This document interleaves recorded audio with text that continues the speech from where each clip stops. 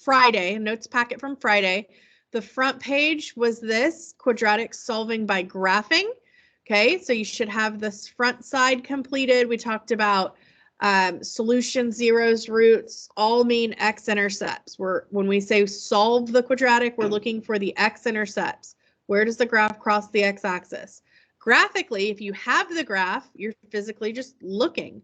Where does it cross the x-axis? Okay, if you don't have the graph, we talked about how to plug it into Desmos and be able to sketch the graph or read the graph off of Desmos and identify those x-intercepts. We talked about what a vertex is. We refreshed on that, so we located the vertex as well. Okay, we noted, okay, we said the vertex is halfway between the zeros, isn't it? Everybody agree? Horizontally, it's halfway between the x-intercepts. Now, if it is the zero, then it is the vertex, okay? There's not two solutions. But if there are two solutions, the vertex is going to be halfway between them horizontally. That's also, remember, what we call our axis of symmetry, is that imaginary vertical dashed line that would be the line of symmetry we can fold on for the parabola to match up. Okay, so we looked at graphs. We said there can be two solutions, one solution, or no solutions when we talk about real solutions.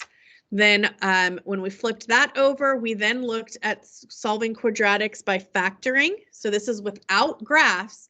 We could if they are factorable, all the ones we practiced were factorable, then you can, this is a way to solve by hand, by factoring. Okay, to find those zeros, we used the zero product property, means that one of the factors, once you get it factored, one of them has to equal zero for the whole equation to equal zero. And that's how we come up with those two or one solutions. Okay, if you tried to factor and you're doing it correctly and it does not factor, that does not mean there is no solution. Remember, that just means it's probably not a whole, like an integer or a fraction. It's probably some decimal that we can't get by factoring. And we'll learn other methods later this week to solve those when we cannot factor. Okay, and we'll talk about that more later. Okay. So you should have all of those notes completed through example 5. If you are missing something in your notes from those first 3 pages of this packet, the video links are on Canvas, okay, for last Friday. Okay, you can go and view those video links to get that completed if you missed one of the any of those notes. Okay, so this is the very back page of that packet. It's solving quadratics by the square root. Okay, so in this case, we talked about standard form of a quadratic. Look at this. What is different or missing here from our standard form of a quadratic? There's no b term, the bx, right? We said that standard form, I'll go back to those notes, was ax squared plus bx plus c. Okay, if there's no x term, okay, then we don't have to worry about factoring because there's only one x term, the x squared term. And we're going to be able to solve for x by simply taking the square root. Now, it's not as easy as just go take the square root, you're done. There's some steps involved. We have to first isolate whatever the squared term is. Then we will take the square root of both sides, because what you do to one side, you do to the other. And we have to remember, when we take the square root as a step in solving an equation, as an opposite operation, when we take that square root, you cannot forget that plus or minus in front of your answer. Okay, that's really important, not to forget that plus or minus. If you forget the plus or minus, you're only finding one of the possible 2 solutions. Okay, so just be careful, make sure anytime we take the square root that we will put that plus or minus. Okay, and then if necessary, there's step 3, isolate x. That I say if necessary because step 3 is not always necessary. Sometimes when you do step 2 and you take the square root, that itself will isolate the x. And so there won't be any additional steps to isolate the x. Okay, so I'm just going to try and color code our notes here. Okay, so I'm going to put step 1 in the blue and step 2 in the orange. Okay, so let's take a look at this first example. We have 5x squared minus 180 equals 0. So isolate the squared term. So here the squared term is simply x squared. Okay, the 5 is not being squared, is it? No, the 5 is not being squared. Okay, just the x is being squared. That's what we want to get by itself. So what should I do to get that x squared by itself on the left side of the equation? What should I move? Is it possible for you to email us a golf roster? Who? Aaron DiNardo. Sure. Thank you. No problem. Okay, what did you say? I'm sorry? I do have to move the 5, but is that what else has to move? What else is on the left side of the equation with the x squared? Yeah, both of those are going to have to move. Which one should I move first?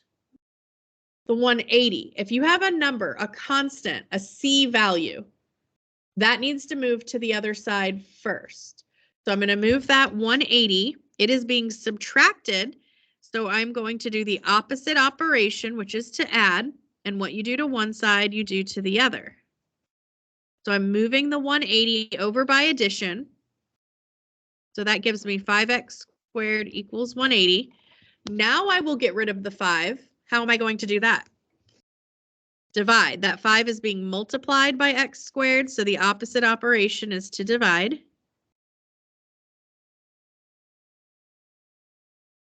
Step 1 complete. We isolated the squared term. Now that the squared term is isolated, we're ready for step 2, which is to take the square root of both sides. Okay, the reason we're doing that is the opposite operation of square is square root. And what you do to one side, you do to the other. And what can I not forget? When it's in that big bubble, don't forget plus or minus. Because when we take a square root, we could get a positive or a negative. For instance, the square root of 4 could be 2, it could be negative 2, right? Because both 2 and negative 2, when I square them, get me back to 4. Okay, so don't forget that plus or minus, or you're going to be missing one of your solutions. So the whole point of this was to get rid of the square. So the square and square root operations cancel each other out and leave me with my x equals plus or minus. Now, square root of 36. If it's a perfect square under your radical, fantastic. Take the square root. If it's not, we are still going to try to simplify. Okay, we spent our first set of notes when we came back in January was simplifying radicals. That was on the quiz last week. If you're still struggling with simplifying radicals, you need to plan to come to tutorials. Okay, you need to make sure you're doing your practice assignments. Okay, what is 36? Square root of 36. Can I simplify it? Does it stay like that? Is it a perfect square? It's a perfect square. The square root of 36 is 6. So we get an integer. Now don't forget the plus or minus. You can leave your answer written as x equals positive or negative 6. Or if you like to separate it out, you can say x equals negative 6, comma, not negative again. Get out of here. So negative 6 or 6. Both of those are our solutions. Now, as we solve quadratics, I want you always to try to be visualizing that parabola, that quadratic graph. So this means what? What does x equals -6 and 6 tell us about our parabola? What are our solutions? What's another word for solutions? Say it again. Zeros, which graphically, what is that? The x-intercepts. So this is telling us our x-intercepts. This is where that parabola crosses the x-axis. Now, if I look back up here at it originally, when it was set equal to 0, our a value was positive, wasn't it? So I know this is a parabola opening up with x-intercepts at -6 and 6. Now, I know it doesn't ask this, but again, I want you trying to visualize these graphs. If your x-intercepts, your zeros, your solutions are opposites of each other like this, -6 and +6, what does that help you visualize? What does that tell you about where your graph is? Anybody know? If it crosses the x-axis at -6 and at +6, those are opposites. What are those equidistant from? From 0. That means 0 is the center of our graph horizontally, doesn't it? That means that our vertex is on the y-axis. So knowing that these zeros are opposites, I know my vertex is on the y-axis. That means that my axis of symmetry is the y-axis.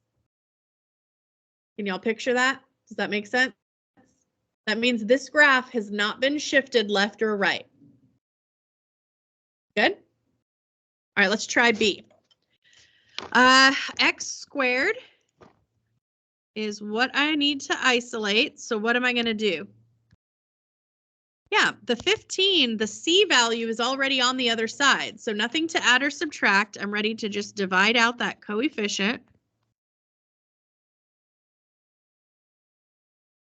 And then step 2 is to take the square root of both sides. And I don't forget my plus or minus. And that cancels the square and square root.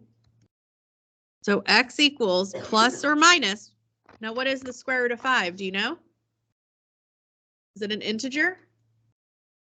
No, because 5 is not a perfect square, is it? Now, what if you had answer choices that were decimals? Couldn't you estimate at least what integers this is between? 4 is a perfect square. What's the square root of 4? 2. So this is greater than 2, isn't it? But less than what? What's the next perfect square? After 2 is 3. And 3 squared is, 3 squared is 9. Okay, and this is 5 is less than 9, isn't it? So because the 5 is between 4 and 9, you know that the square root of 5 is between 2 and 3. So it's 2 point something. Okay, you need to be able to kind of think about things like that and know approximately where this is. So if I asked you to sketch a graph of this, you would sketch it. It's just a little past 2. This is 5 is much closer to 4 than it is 9, right? So it's closer to 2 than 3, isn't it? The square root. Okay. So I can't simplify it. I'm not going to write it as a decimal. I'm just going to leave it as square root of 5. And when I say I can't simplify it, the only factors of 5 are 1 and 5, aren't they? So that's why I can't simplify it. There's no other factors to continue my factor tree to try and pull anything out. That's it. So you can leave it like this, or you could list it separately as the negative square root of 5 and positive square root of 5, if you prefer. I'm sorry? Eventually, you'll have some practice. We haven't had practice. We've had practice with the factoring method and the graphing, but not just solely with square root method yet, because we're just learning it today. No, your test is not till next Friday. It's on our calendar on Canvas. It's been on there for a few days. So next Friday. So we've got about a week and a half still till we test. All right, what looks a little different about C than A and B? Yeah, it's not just x that is squared. It's a whole binomial expression here. X plus 7, notice the parentheses. All of that is being squared, not just the x. So when I say isolate x squared, I can't isolate just x squared here. I can isolate the squared term, okay? So the squared term is isolated. There's nothing multiplied or added or subtracted outside of those parentheses, is there? So it's isolated. Step 1 is done. I'm ready for step 2 to get rid of that square. I'm going to take the square root of both sides. So that's going to leave me with x plus 7 equals plus or minus. Now what about the square root of 25? Can we simplify that? It's just 5. That one's a perfect square. Now, this is the first one where we're actually going to have to do this step 3, isolate x. On examples A and B, when I took the square root, x was isolated already, but now it's not. We've got x plus 7. X is not isolated. What still has to move? That's 7. And how are you going to move that 7? Subtract it. Very good. Now, because there are 2 answers on the right side, there's a positive 5 and a negative 5. It's it's sometimes beneficial for some students to actually write that out separately. Just like I wrote my answers out separately at the end of A and B, instead of just writing it as plus or minus 5, let's write it as negative 5. And then we'll write it again with just positive 5. That may be easier for you to solve than trying to, in your head, realize when I subtract this 7 over, I'm actually subtracting it from both the positive 5 and the negative 5. I should be getting 2 solutions. So negative 5 minus 7 is negative 12. And positive 5 minus 7 is negative 2. What's different about these solutions than those on A and B? Yeah, they're not opposites of each other. These were the same numbers, but one positive, one negative. They were opposites. These are not. What does that tell you about your graph? Yeah, the axis of symmetry is no longer the y-axis. This graph has been horizontally shifted. What direction? Has it gone left or right? Left. Both of these are negative. Okay, it's definitely gone to the left.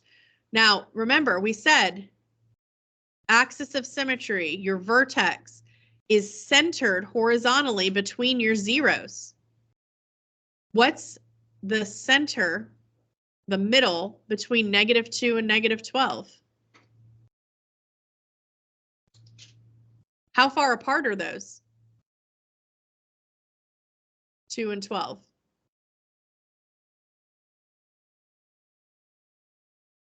They're 10 apart. So in the middle, it would be 5 in each direction, right? So you can think of it as going 5 left of negative 2 or 5 right of negative 12. Where does that put you?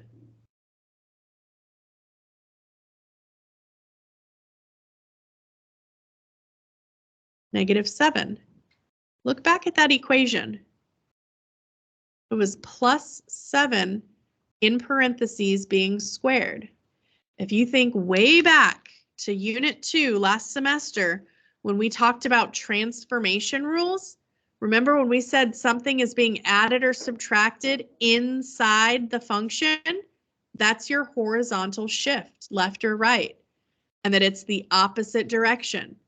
So just seeing x plus 7 squared, I knew right away this graph is shifted left 7. My axis of symmetry is at negative 7.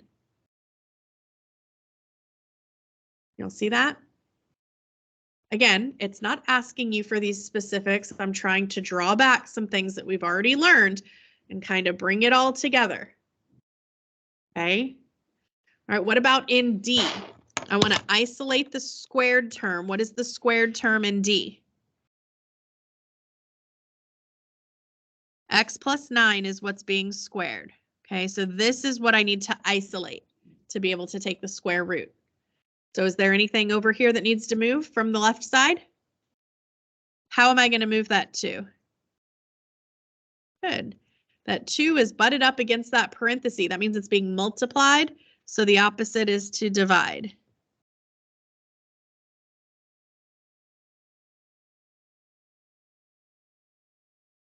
Now I've isolated the squared term. I'm ready to take the square root. And don't forget my plus or minus. So I end up with x plus 9 equals positive or negative what? 3. The square root of 9, that's another perfect square. Okay, so then I can split it up if that's helpful. Equal negative 3 equal positive 3.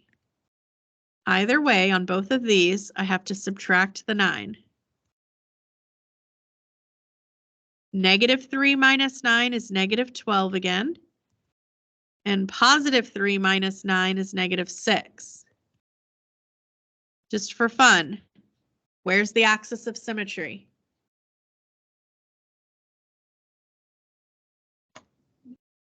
Negative 9. I could tell because that's halfway between negative 12 and negative 6. Or I could tell because of the equation. X plus 9 tells me it's just shifted left 9. So far, so good? All right, so this is solving. We're getting our solutions, our x-intercepts, by taking the square root. Okay, now this is when there's no x term, just the x squared and a constant. Okay, no x term, we can use this method. Now, we said last week that quadratics have how many real roots? Can have, I should say. How many real roots? How many times can your parabola cross the x-axis? It can cross twice. Is that the only possibility? No. How many besides 2? Once. The vertex would be on the x-axis, or it could not cross. It could cross 0 times. Okay, so there could either be 0, 1, or 2 real roots. Okay, so you can write that as 0 to 2, or you can list out 0, 1, or 2. Okay, you may write 0, 2, 2. Either one of those is fine to fill in that blank with. Okay, consider the function f of x equals x squared plus 1. That's what's graphed here. We just got through refreshing our memory on transformation rules. The plus or minus inside the function shifted left or right. What did a plus or minus outside the function shift the graph? Yeah, so plus 1, that's a shift up 1. You can see it graphically. This vertex from the origin is shifted up 1. Does this graph ever cross the x-axis? Okay, so what would you say? How many roots does it have? Yeah, I would say it doesn't have any. None. 0. Nada. But we're going to go ahead and try to use the square root property, what we just practiced in the previous examples, to see what it tells us when we go to solve. So we're going to say 0 equals x squared plus 1. Okay, that's the equation up here. We're setting it equal to 0, just like we did when we were solving with factoring. You always set equal to 0. Replace your f of x or y with 0. Okay, so if I'm going to isolate the x squared term, what should I do first? I'll move that constant over to the other side. I've isolated my squared term, so now I'm ready for step 2, which is take the square root, and I don't forget my plus or minus. So that leaves me with positive or negative square root of negative 1 equals x. Now, can we take square roots of negatives? What do you do when you have a negative under the square root? Up until this year, like literally a few weeks ago, when we started this unit, we always said if you got a negative under the square root, you can't do that. It doesn't exist, right? Can't take the square root of a negative. Okay, but this, a couple weeks ago, this unit, we started learning about what? Was our quiz over part of last week? Imaginary numbers.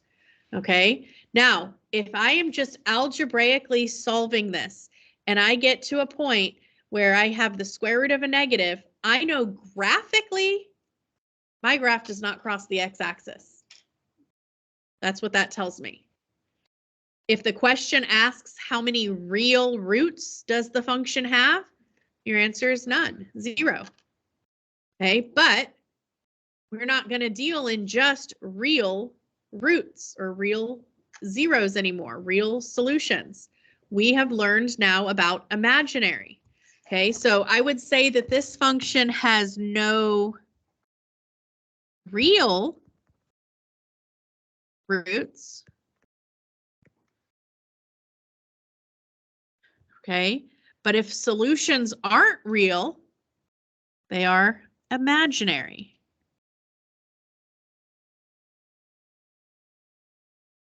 Okay, and we talked about these imaginary numbers over the last couple weeks. We said a complex number has both a real part, that's the A,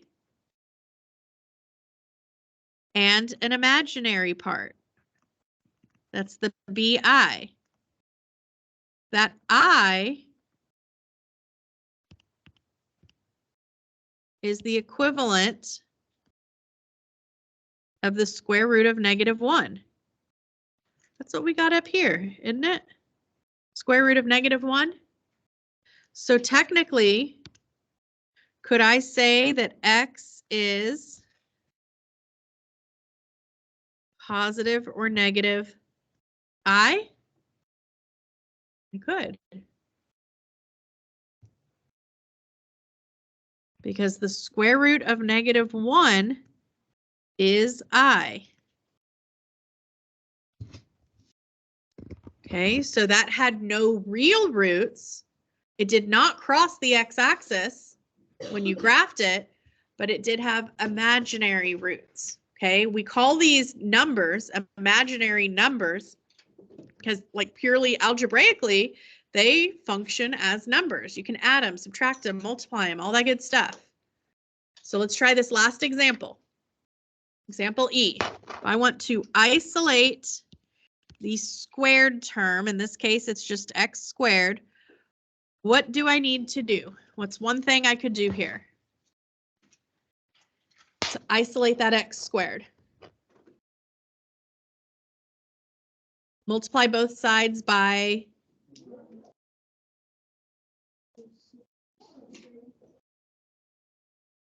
okay, so there's a couple ways I could do this. I could treat the -6 and the 3 separately and do it in 2 steps. I would multiply by 3, because that's the opposite of dividing by 3. And then I would divide by -6.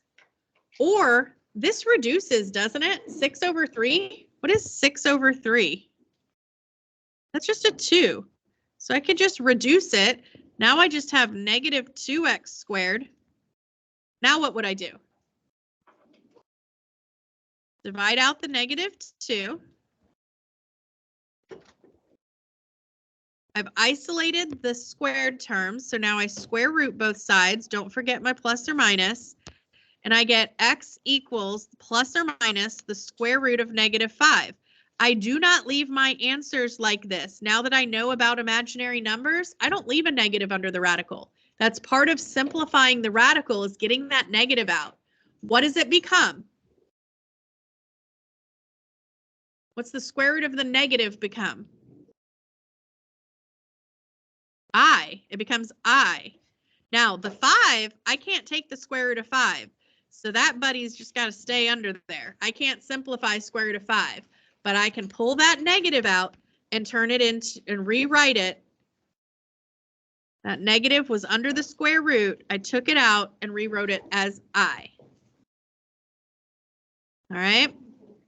So y'all work on finishing up your delta math from yesterday. No new assignment today. Just keep practicing, finishing up what we've been working on. Okay, we're going to continue taking some notes on other methods for solving quadratics. Then we'll have some more practice later this week. Okay, don't forget you can come to tutorials Thursday to start correcting your quiz if you weren't happy with that quiz grade last week. If you need help correcting it, you have questions about those simplifying radicals or those complex number operations.